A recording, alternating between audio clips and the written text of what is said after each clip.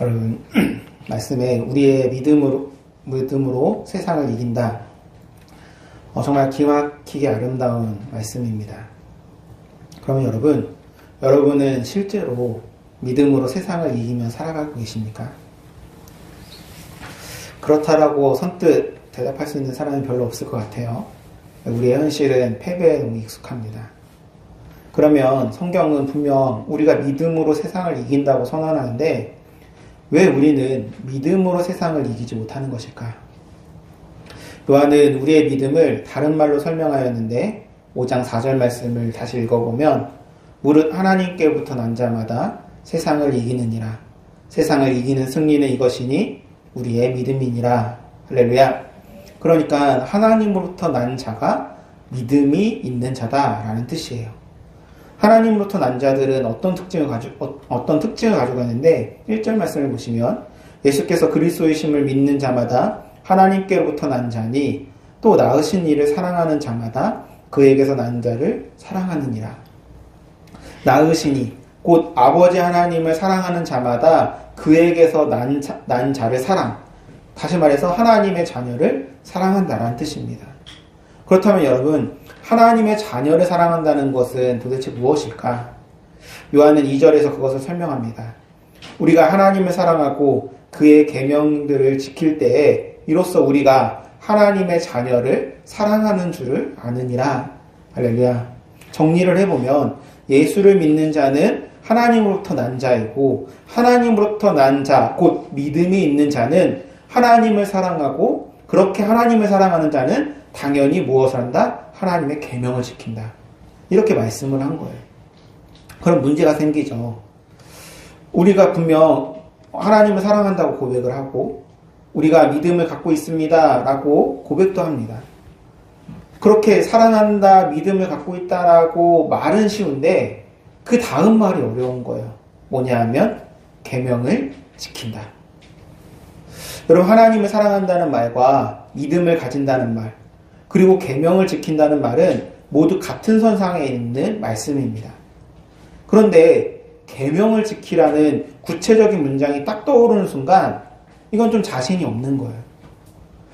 그래서 이 말을 듣고 있던 사람들이 요한에게, 아마 당시에 요한의 말씀을 듣고 있던 사람들도 우리와 같은 처지였던 것 같아요. 그래서 요한에게 이런 질문을 던집니다. 내가 하나님 사랑합니다. 내가 믿음을 갖고 있습니다. 그런데 계명을 지키는 것은 쉽지가 않은데요.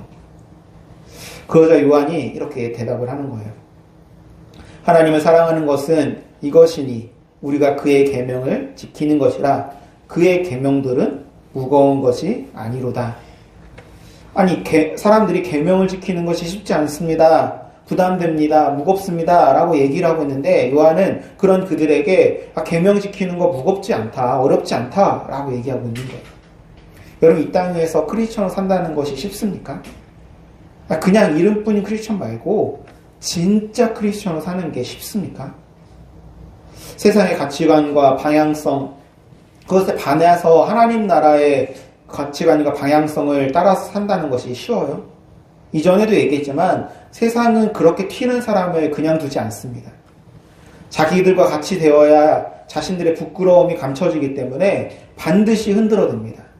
여러분, 그렇게 불이익을 당하고 왕따를 당하고 고난을 받으면서도 여전히 하나님의 말씀을 따라, 여러 말씀도 필요 없어요. 내 이웃을 내 몸과 같이 사랑하라. 여러분, 이 말씀조차도 버거운 것이 사실이잖아요.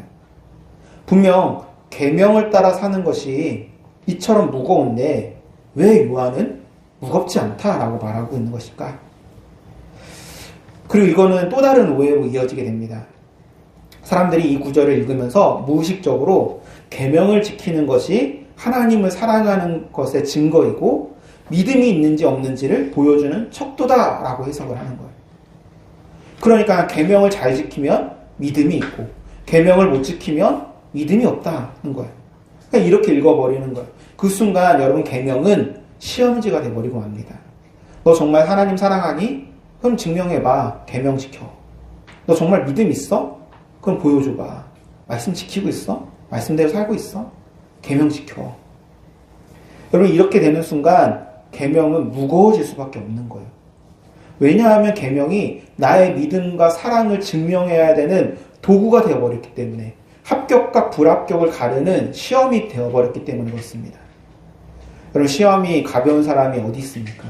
아무리 공부 잘하던 친구들도 시험 때가 되면 다 긴장하고 힘들어합니다. 시험이 쉽다고, 시험이 가볍다고 하는 사람 아무도 없어요. 나의 자격을 증명해야 하는 순간 그것은 반드시 무거워집니다. 그래서 우리는 계명 앞에 서게 되면 불안해하는 거예요. 나 잘하고 있나? 충분히 지키고 있나? 이 정도면 합격인가? 그렇게 끊임없이 자기 점검을 하게 되고 끊임없이 부족함을 느끼게 되는 거예요. 그리고 결국에는 이런 결론에 도달하게 됩니다. 나는 믿음이 없는 사람인가 봐. 나는 하나님을 제대로 사랑하지 못하는 사람인가 봐. 그런데 여러분, 이상하지 않습니까? 요한은 분명 계명이 무겁지 않다라고 말하고 있습니다. 그런데 우리에게 계명은 왜 이렇게 무거운 것일까? 또 하나 이상한 점이 있는데, 여러분, 계명은 헬라어로 엔톨레인데, 이는 명령하다, 지시하다라는 뜻의 엔톨마이에서 파생된 단어입니다. 그래서 일반적으로 엔톨레는 계명은 규정, 법조항, 이런 뉘앙스를 가지고 있어요. 여러분, 법이 쉬워요? 규정이 쉽습니까? 결코 쉽지 않아요. 그런데 왜 요한은 계명이 무겁지 않다고 말하는 것일까? 여러분, 이 물음에 답을 찾으려면 우리의 믿음이 어디서 출발하는지를 먼저 봐야 합니다. 왜냐하면 믿음의 출발점이 잘못되면 계명은 영원히 무거운 것일 수밖에 없기 때문입니다. 요한이 믿음으로 세상을 이긴다라고 말하면서 계명 이야기를 꺼낸 이유가 바로 여기에 있는 거예요. 믿음과 계명, 이 둘의 관계를 제대로 이해해야 계명이 왜 무겁지 않은지를 알 수가 있는 거예요. 그래서 먼저 좀 믿음을 다시 한번 생각해 보겠습니다.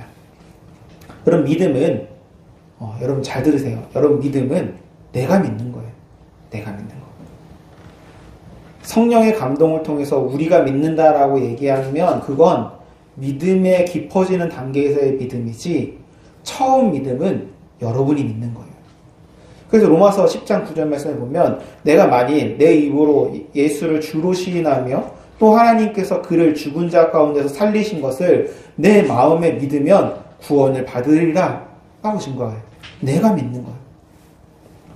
그럼 사람들이 왜 믿을까요? 사람들이 여러분 왜 믿어요? 왜 교회 다니고 왜 예수를 믿습니까? 처음부터 하나님을 알고 싶어서 제가 믿습니다, 이런 사람들은 거의 없어요. 물론 간혹 가다가 어떤 존재론적인 결핍을 느끼면서 허망한 세상 속에서 신에 대한 어떤 질문을 찾아서 헤매다가 이렇게 교회로 온 분들도 있을 겁니다. 그러나 대부분 그렇게 믿지 않습니다. 어떤 이들은 죽음의 두려움 때문에 믿고, 또 어떤 이들은 질병의 문제 때문에 믿고, 어떤 이들은 성공하고 복받기 위해서 믿어요. 사실 복받는 것이 가장 큰 이유죠. 과거에 한국교회가 폭발적으로 성장했던 시기에 사람들의 마음을 사로잡았던 강력한 메시지가 있었습니다. 사랑하는 자여, 내 영혼이 잘됨 같이 내가 범사에 잘되고 강건하기를 내가 간구하노라. 영과 혼과 육의 부육, 소위 삼박자 축복입니다. 전쟁 이후 가난하고 병들고 부족했던 시대에 이 메시지는 사람들이 가장 듣고 싶어 했던 말이에요. 사실 여러분, 이거 잘못된 거 아닙니다. 건강하고 잘 살기를 원하는 거, 그거 자체가 죄는 아니에요. 그런데 여러분, 문제는 이 말씀의 맥락이 요한 3서를 보게 되면 이 축복은 가이오라는 사람에게 준 말씀이에요. 가이오는 어떤 사람이었느냐? 형제들아 와서 내게 있는 진리를 증언하되, 형제들이 와서 내게 있는 진리를 증언하되 내가 진리 안에서 행한다 하니 내가 심히 기뻐하노라. 그는 하나님의 진리 안에서 바르게 살고 있었던 사람이에요. 그런 가이오에게 요한이 축복의 인사를 건네고 있는 거예요. 그런데 한국교회가 이 말씀을 그런 사람들한테만 전한 게 아니라 모든 사람, 아무에게나 누구에게나 남발해버린 거예요. 하나님 앞에서 바르게 서 있지 않아도, 진리 가운데 거하지 않아도 그냥 무조건 복 받으세요. 그러다 보니까 어떤 메시지가 되어져 버렸냐면, 건강하고 잘 살고 부유하면 하나님이 축복하신 것이다 라는 공식이 만들어진 거예요. 이걸 거꾸로 말하면 가난하고 병들고 고생하는 사람들은 하나님이 나를 축복하지 않으셨나 보다, 하나님 날 저주하셨나 보다 라고 생각하게 되는 거예요. 여러분, 여기서 더 심각한 문제가 생기게 됩니다. 그 믿음의 증거를 헌금과 같은 행위와 연결되는 순간 완전히 변질되는 거예요. 많이 드리면 많이 받는다, 열심히 하면 못 받는다. 이것이 한국교회의 변질의 결정적인 이유였습니다. 예수를 믿는 이유가 돈 때문에, 복받고 부자 되기 위해서 믿었어요. 예수를 믿는 이유가 성공하고 권력을 얻기 위해서 믿었어요. 그리고 그 일이 이루어졌을 때 믿음의 결과라고 교회가 선포를 해준 거예요. 그렇게 왜곡된 번영신학이 형성된 것입니다. 여러분, 이것을 교정해야 돼요. 그러면 여러분, 우리의 믿음은 어디에서 시작되어야 하는가? 이 세상에 있는 모든 성경책이 다 불태워 없어지고 딱 한 구절만 남아야 한다면 그 구절은 요한복음 3장 16절 말씀입니다. 우리 함께 고백해 볼게요. 시작. 하나님이 세상을 이처럼 사랑하사 독생자를 주셨으니 이는 그를 믿는 자마다 멸망하지 않고 영생을 얻게 하려 하시니라. 여러분, 하나님이 우리를 사랑하셨어요. 그래서 독생자 예수를 우리에게 주셨습니다. 그 예수는 우리를 위해 십자가에서 우리의 모든 죄를 대신하여 죽으셨습니다. 여러분, 이것이 말하고 있는 메시지가 무엇이냐? 바로 하나님의 사랑입니다. 우리가 믿는 이유는 이 하나님의 사랑에 근거해야 되는 거예요. 그런데 믿는 이유가 돈과 성공과 건강과 축복에 초점이 맞춰진 거예요. 물론 가난했던 시대에 그것이 필요했던 것은 사실입니다. 그래서 그것 자체가 나쁜 것은 아니에요. 그러나 어느 날부터인가 그것이 믿음의 부수적인 것이 아니라 궁극적인 이유가 되어버린 것, 이것이 비극인 것입니다. 이렇게 믿음의 출발점이 잘못되면 그때부터 예수님의 말씀이 이해가 안 되기 시작하는 거예요. 예를 들어서 이런 겁니다. 예수께서 이르시되 여우도 굴이 있고 공중에 새도 집이 있으되 인자는 머리 둘 곳이 없도다. 아유 궁상맞게 예수님 뭐 이런 말씀을 해? 이렇게 되는 거예요. 이는 베들레헴 마구간에서 태어나신 이유도, 그 생애 기간 동안의 가난함도, 처참한 고통과 죽음의 이유도 간과한 까닭입니다. 십자가를 생각하지 않는 거예요. 그거 필요 없다는 거예요. 여러분, 바울이 이 사실을 알고 이렇게 고백합니다. 우리 주 예수 그리스도의 은혜를 너희가 알거니와 부요하신 이로써 너희를 위하여 가난하게 되심은 그의 가난함으로 말미암아 너희를 부요하게 하려 하심이라. 할렐루야. 그리고 바울은 우리도 그 예수를 따라서 살아야 한다라고 권면합니다.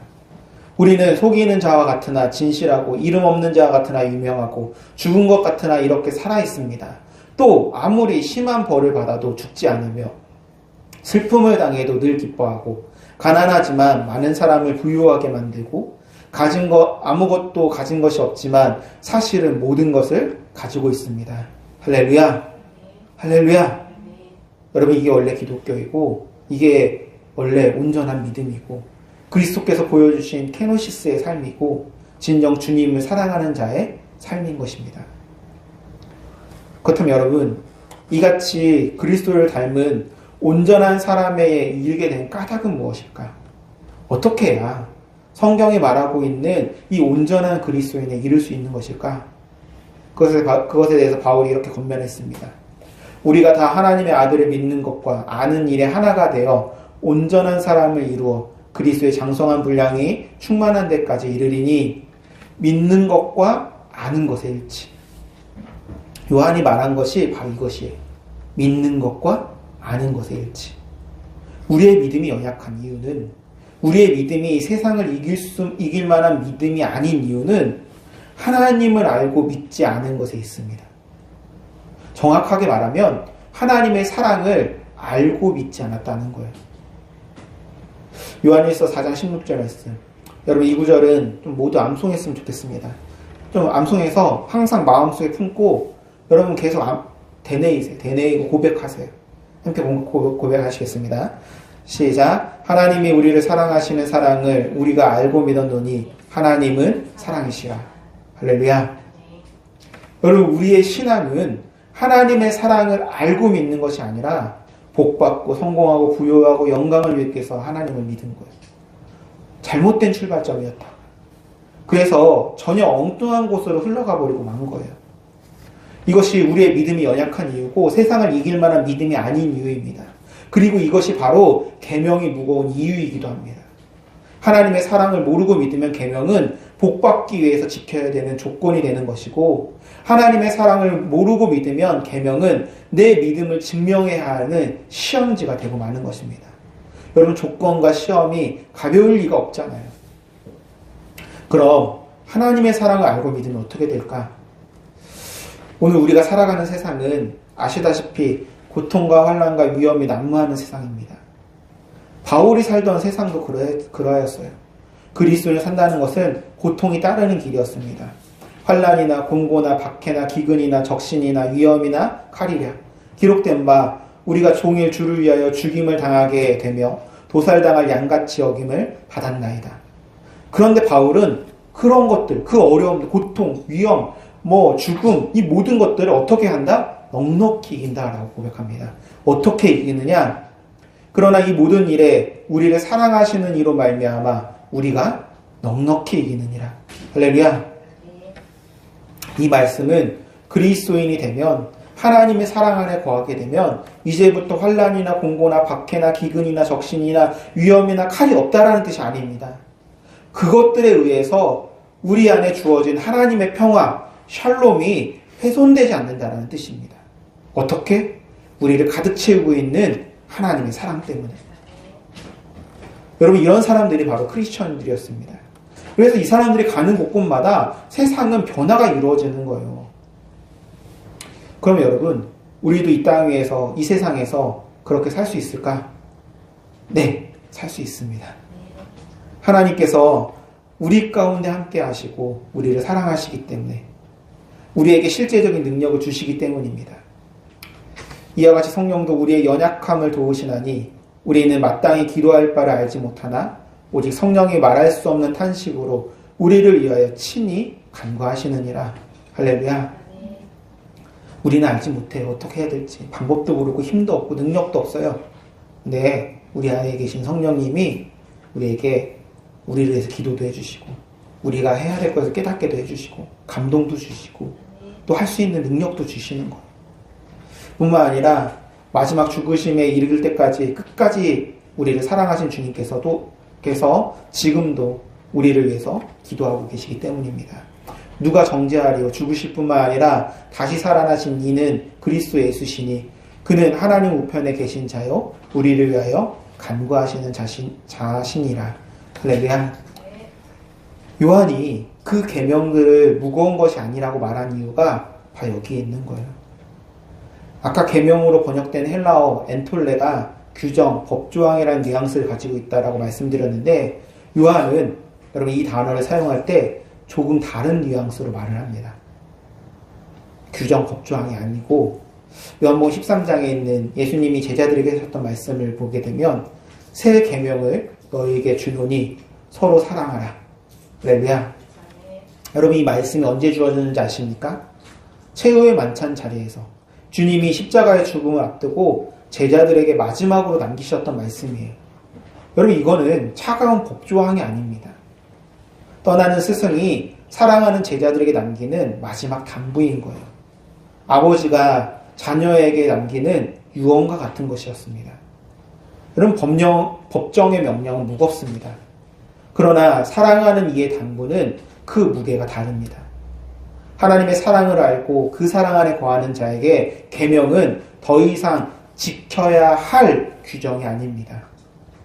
우리를 살리고 싶어하는 하나님의 간절한 부탁인 것입니다. 그래서 무겁지가 않은 거예요. 오히려 하나님을 알수록 그 사랑에 이끌려 따라 살고 싶은 우리에게 계명을 주신 것입니다. 지키라고 주신 것이지만 그 말씀 속에는 더 깊은 메시지가 있어요. 너희들이 사랑으로 행하겠지만 어렵다라는 거 내가 안다. 너희가 하려고 하겠지만 쉽지 않다는 거 내가 안다. 그럼 그 같은 하나님의 이해와 사랑이 있는 까닭에 요한이 계명은 무거운 것이 아니라고 말하는 것입니다. 여러분, 둘째 아들이 집에 돌아와서 아버지의 사랑을 깨달았어요. 그리고 다음날 아들은 누구보다도 일찍 일어나서 밭에 나가서 밤이 되도록 열심히 일을 합니다. 누가 시킨 것이 아니에요. 아버지의 사랑이 그 아들로 그렇게 행하게 한 것입니다. 여러분 평소에 제대로 일도 안 하고 놀던 아들이 처음부터 잘했겠습니까? 도리어 가만히 있는 것이 낫다라고 할 만큼 미숙하고 실수하고 막 사고쳐서 도리어 막 다른 사람들이 붙어서 수습해야 되는 그런 상황이 벌어졌어요. 그럼 그런 아들의 모습을 아버지가 어떻게 보고 있을까요? 저놈의 새끼 속 터져 죽겠네. 가만히나 있지. 왜 나서가지고 이랬을까요? 그 애쓰는 모습에서 아들이 그게 막 애쓰고 막 하는 모습을 보면서 당신을 향한 아들의 사랑을 확인하고 기뻐하셨을 거예요. 그래서 넘어지고 실수해도 괜찮다고 위로해 주실 것이고 잘한다고 응원해 주실 것이고 뒤에서 아들을 도우실 것입니다. 그런 아버지의 마음을 또 아들이 알았어요. 그러면 그 고된 농사일이 힘들고 어렵게 느껴지고 억지로 하였을까요? 아니에요. 기쁨으로 감사함으로 하게 되는 것입니다. 그래서 여러분 하나님의 사랑을 알고 그 사랑 안에 거하는 자에게 계명은 무거운 것이 아니라 즐거운 것입니다. 그때부터 계명은 우리를 판단하는 징벌하는 기준이 아니라 우리가 구하는 온전한 믿음과 사랑의 삶을 위한 기회이며 하나님의 은혜가 되는 것입니다. 사랑하는 성도 여러분, 우리도 그렇게 추구하며 그렇게 따라갔으면 좋겠습니다. 출애굽기 21장을 보면 이런 율법이 있어요. 종이 주인을 섬기다가 7년이 되면 이제 풀어주게 돼 있어요. 자유인이 될 수가 있어요. 그런데 어떤 종이 이렇게 말을 하는 거예요. 이제 7년이 지나서 자유인이 될 수 있게 됐어요. 노예 생활이 끝나고. 근데 어떤 종이 이렇게 얘기하는 거예요. 나는 내 주인을 사랑하니 나가서 자유인이 되지 않겠습니다. 그러면 주인이 그 종의 귀를 문설주에 대고 송곳으로 뚫어요. 그것은 나는 평생 이 주인을 섬기겠다는 자발적 헌신의 표시였습니다. 여러분 이게 억지로 된 것입니까? 아니에요. 사랑 때문에 스스로 그렇게 선택한 겁니다. 문설주에 귀를 대고 송곳으로 뚫을 때 여러분 괜찮았을까요? 엄청 아팠을 것 같아요. 그런데 그 아픔보다 주님 곁에 머무는 기쁨이 더 크기에 그 통증마저도 사랑의 흔적, 스티그마가 되는 것입니다. 오늘 여러분의 가슴에는 어떤 흔적이 있습니까? 세상을 이기지 못해 생긴 패배의 상처입니까? 아니면 주님을 너무 사랑해서 스스로 새긴 순종의 흔적이 있습니까? 사랑하는 여러분, 우리 모두 결국에는 내 스스로 내 길을 문설주에 못 박아 종이 되는 것처럼 스스로 자신을 하나님 앞에 묶어 주의 뜻대로 살고 싶은 열망으로 살아가는 참된 그리스도인들이 되기를 간절히 소망합니다. 할렐루야.